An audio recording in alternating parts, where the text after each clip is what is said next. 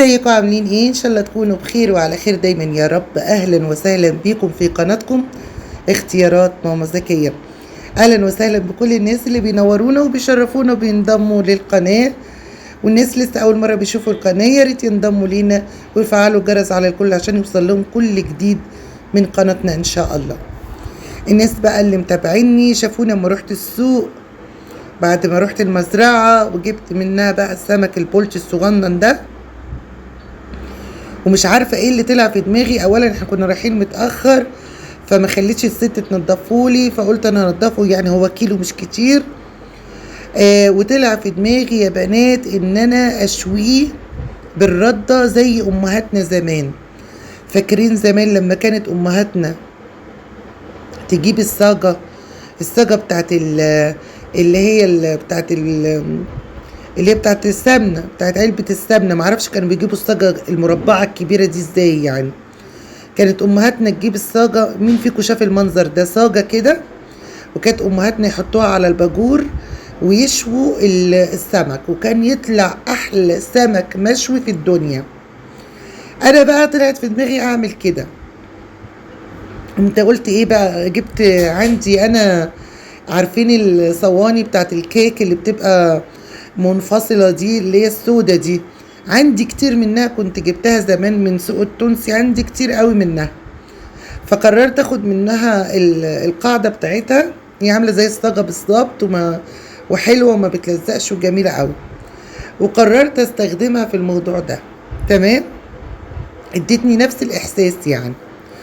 طبعا نضفت السمك وفتحته ونضفته كويس جدا، وشطفته مرة تانية ونضفته مرة تانية زي ما انتم شايفين كده قدام عينيكم، وعصرت عليه ليمون وغسلته كويس قوي. هو ما شاء الله من اول غسلة كان زي الفل وما كانش فيه اي ريحة زفارة الحمد لله. وحكاية المعلقة بظهر المعلقة دي سهلة جدا، لو عندكم مليون سمكة هتنضفوها بمنتهى السهولة. تمام. قمت بقى في الوقت ده كانت ايمان بتعمل شوية رز للسمك، وانا كنت عاملة معاكم الفلفل اللي كنت جايباه من المزرعة الكتير دوت. للناس اللي متابعينا كنت عاملة خلطة فلفل بتوم بدقة يعني، شايلاها للسمك تمشي بتنجان مخلل، بحطها ساعات في المحشي، بتحط على الفول. عاملة دقة كده جاهزة، ومظبطاها اكياس كده بالفلفل والثوم. هي بصوا دي بعد ما شوينا او قبل ما شوينا، لا ده قبل ما شوينا. كانت ايمان بتغسل الحاجه اللي استخدمناها وغسلنا الحوض بقى وظبطنا الدنيا عشان يعني نشتغل كده ايه، نقف في المطبخ على نظافه. تمام. كنت بقول لكم ايه، الخلطه بقى دي انا بطلع منها لو انا عايزه اعمل اي حاجه بتبقى سهله. بزود عليها مثلا شويه كمون، بزود عليها شويه كزبره، حسب الاكله اللي بتتعمل يعني، وحسب التوابل اللي بتبقى مطلوبه للاكله. لكن هي التتبيله خام يعني، واخدين بالكم؟ فلفل وثوم وملح وخام يعني. زودت عليها خل، زودت عليها شويه خضره.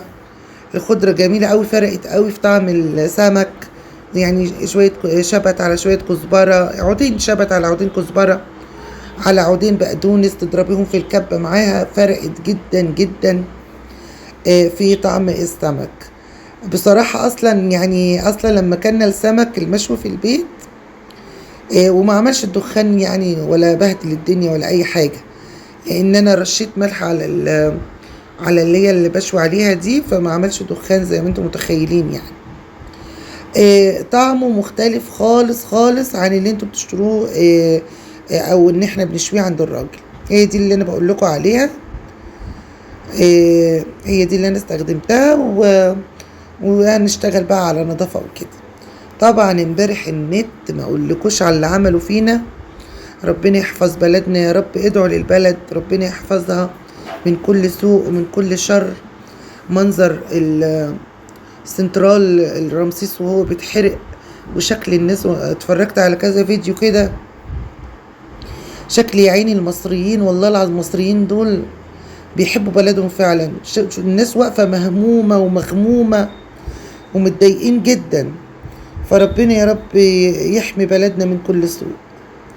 زي ما انتم شايفين كده حطيت عودين خضرة من كل نوع، وحطيت برضو كام فص توم كده زودتهم على الخلطة اللي انا عاملاهم، لان انا بقول لكم انا عاملة خلطة كده زي ايه خام يعني، فلفل احمر على كده تتبيلة كده، فبزود الطعم يعني حسب الاكلة. فدي اكلة سمك فزودت توم وزودت خضرة وزودت ليمون وشوية خل وضربتهم مع بعض، وزودت طبعا شوية ملح كمان وشوية كزبرة وشوية كمون، عشان ايه ايوه زي ما انتم شايفين كده، علشان تديني طعم زيادة يعني. وقمت ضرباهم، وهاخد بقى نصهم اعمل بيهم السمك، والنص التاني هخليهم عندي في كوباية، هخليهم بقى عندي ايه في طبق، اسفة مش في كوباية.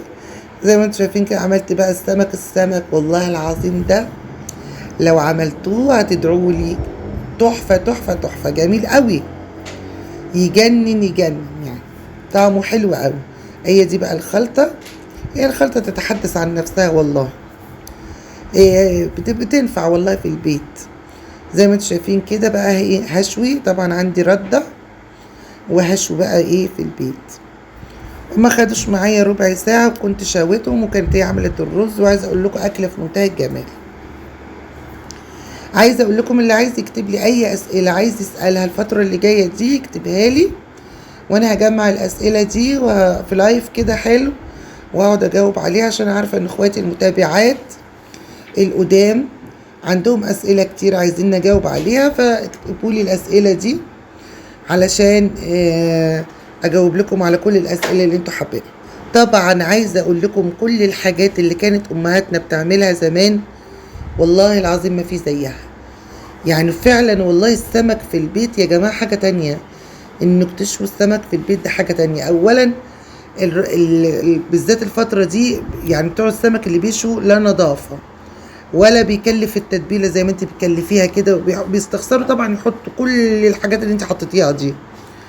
وبصي مفيش خالص فرق السما من العمى بجد والله، لدرجة بنتي بتقول لي يا ماما بعد كده مفيش سمك بشوي بره البيت ابدا، كله يبقى جوه البيت كده. واول ما السمكة تطلع كده سخنة تقومي رش عليها الدقة بقى اللي انت عاملاها دي، والعيش بقى انا كنت بقى خبزة عيش، وكل يا حبيبة قلبي بقى وافتكري ايام زمان بقى وجمال ايام زمان. لا الله يرحمك يا ماما كانت تحب السمك ده زي عينيها، وكانت تقعد كده تشوي السمك الصغير ده الجميل ده، نقعد نقزقز فيه وايه ما اقولكوش. اما تلاقي بقى كده على البتاع كده بتحكيها كده شويه وبتشتغلي عادي بقى. بصوا الجمال بصوا الجمال والله، ولا متعب ولا حاجه. واللي خايفه على مطبخها او خايفه من الريحه تفتح الشباك وما طلعش دخان زي ما انتم متخيلين، افتحي الشباك كله هوا الشقه، وبعد ما تخلصي الاكل حطي حله صغيره او كزرولة على النار، حطي فيها شويه ميه وحطي فيها عود قرفه وكيس فانيليا، وهتدعي لي وسيبيها تغلي على النار، وهتدعي لي الشقه كلها ريحتها هتتقلب فانيليا وقرفه، وريحتها تبقى جميله. فهتعرفي تخرجي الريحه عادي يعني لو انت قلقانه من الريحه، رغم ان هو ما عملش ريحه يعني ايه بالشكل اللي انتم متخيلين. بصوا المنظر يا جماعه والله عايزه اقوم اعمله تاني بسبب المنظر الجميل ده. لا كان تحفه تحفه. اعملوه هيبقى تغيير حلو جدا وجميل، وهتنبسطوا قوي بالنتيجه، والنتيجه هتبقى مرضيه جدا بالنسبه لكم زي ما انتم شايفين. واساسي الخضره، اساسي الكام عود خضره دول بصراحه فرقوا جدا في طعم التتبيله، لان انا مره عملتها بخضره ومره عملتها من غير خضره، هتفرق معاكم قوي. وزي ما قلت لكم اكتبوا لي الاسئله اللي انتم حابين تسالوها لي، وان شاء الله الايام اللي جايه تبقى ايام حلوه وايام مليانه سعد وهنا على بلدنا مصر، وربنا يحفظ بلدنا مصر من كل سوء، ويحفظ كل بلاد العرب وبلاد المسلمين من كل حاجه وحشه. ادعوا لبلدنا اليومين دول ربنا ينجينا يا رب ويحفظها من كل سوء ومن كل شر، وربنا يخليكم ليا ويحفظكم ليا، احلى متابعين في الدنيا. اكتبوا لي دايما تعليقات حلوة، واعملوا لايكات وشير عشان اعمل لكم فيديوهات كتيرة قوي.